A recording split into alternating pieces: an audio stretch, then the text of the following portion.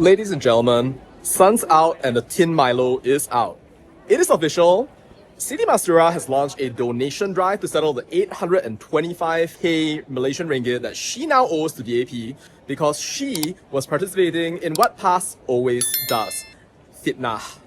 No, seriously, if fitnah were an Olympic sport, I am pretty sure that PAS would win the gold medal in every single category. Rupanya dia ada Siti halal. It is actually wild how much money they have already lost along the way. But hey, this time they are actually doing a donation drive, like a literal fitnah donation drive. And you know what? It's wild. Do you know why they're doing this? It's apparently because she didn't do what she did out of personal malice, but instead because she was fulfilling the responsibilities of her party. And somehow, I'm not surprised. Apparently what happened is that everyone in PAS's top brass decided that everyone must pitch in to support Siti Mastura. Apparently it's a Jihad donation drive, but I'm having a hard time seeing how exactly it is a Jihad right there, unless to them, Jihad is synonymous with fitnah. Right now, Central Committee members and PAS branches must each contribute at least 500 ringgit, while state chapters as well as wings at federal, state and division levels are required to raise a minimum of 20,000 ringgit each. It turns out though that this makes complete sense because if Siti Mastura doesn't pay, then she's going to go through bankruptcy proceedings, and according to Malaysian law, if you are bankrupt then you cannot serve as an MP. So in a very real sense, what this means is that if they don't do the donation drive, if they don't bring out the thin Milo, then yeah, like they are actually going to lose an MP. Unless they win a by-election for Kepala Batas, that is. Which means that they'll have one fewer vote in the whole Dewan Rakyat at the moment, which is obviously going to be a bad thing for them right there. Although I think to the majority of the Malaysian people, it's not going to actually make a difference because it's not like they were very valuable in the first place. Like, when was the last time you saw an intelligent contribution from one of their members? I mean, apart from that one single call for standing orders to be put into place during the online safety bill by Ahmad Fadli Shari. That's right, didn't think so.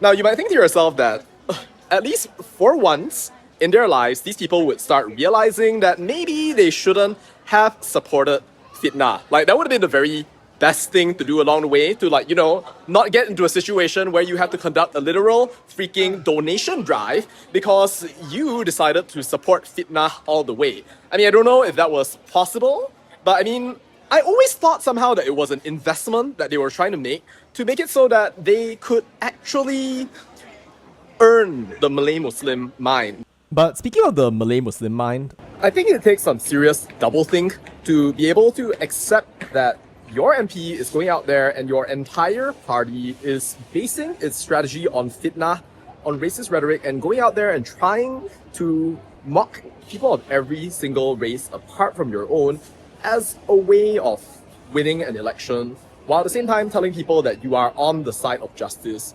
You can only just imagine the sorts of mental gymnastics that these people are going through on a day-to-day basis. Seriously, it's insane. This is another classic example, by the way, of PAS going around and gaslighting, allegedly performing their national duty as PAS members by taking part in this sort of deception in order to manipulate the Malaysian people, their own followers, and everything in between, just so that they can achieve their goals.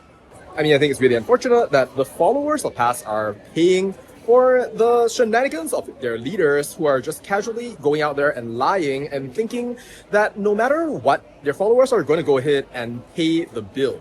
Now, just imagine, they're doing this right now. If they get into power one day, the question is, what are they going to do and how much worse is it going to get? Are you really going to go out there and just try to fitnah day in and day out to run the country? Because it sounds like this is what they've been doing and what they will continue to be doing throughout the entire course of time if they ever do get elected. I don't know how much the Malaysian people are actually going to vote on the basis of an evaluation of what's going on here or what the tolerance that people have for fitnah is, but it looks like so far it's pretty high. And I think that it really takes a strong effort for people to go out there and to really challenge this narrative that's going on right there. Because whether we like it or not, the Malaysian people are being lied to, and they're not only being lied to, but they're being convinced on a deep level that this is the only solution for them. It's a shame to look at this and to watch it happen right here and right now in Malaysia.